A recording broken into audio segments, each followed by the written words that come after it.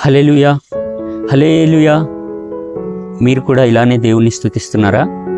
అయితే ఈ హల్లెలూయా అంటే అర్థం ఏంటో తెలుసుకుందాం.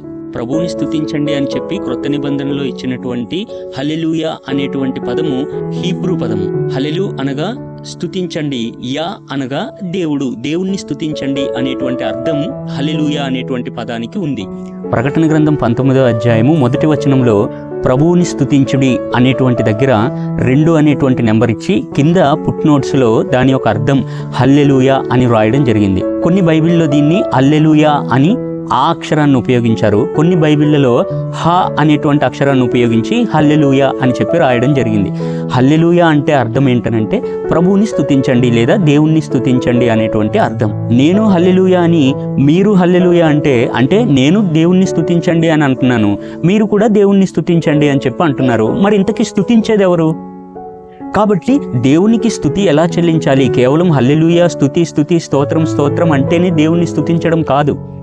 ఆ స్తుతి ఎలా చెల్లించాలో మనకు తెలియాలంటే మొదటి దినవృత్తాంతాల గ్రంథం 16వ అధ్యాయము 7 నుంచి 10 వచనాలు చదివితే దేవుడు దావీదు ద్వారా ఈ స్తుతి చేసేటువంటి విధానాన్ని అక్కడ చాలా క్లియర్గా దావీదు ద్వారా రాసిపెట్టి ఉంచాడు.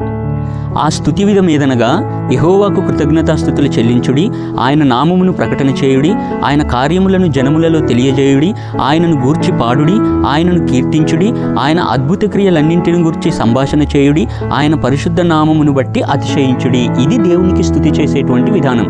దేవుణ్ణి కీర్తించాలి, ఆయన నామాన్ని స్తుతించాలి, ఆయన కార్యాలను గురించి జనాలలో ప్రకటన చేయాలి, ఆయన నామాన్ని బట్టి మనము సంతోషించాలి.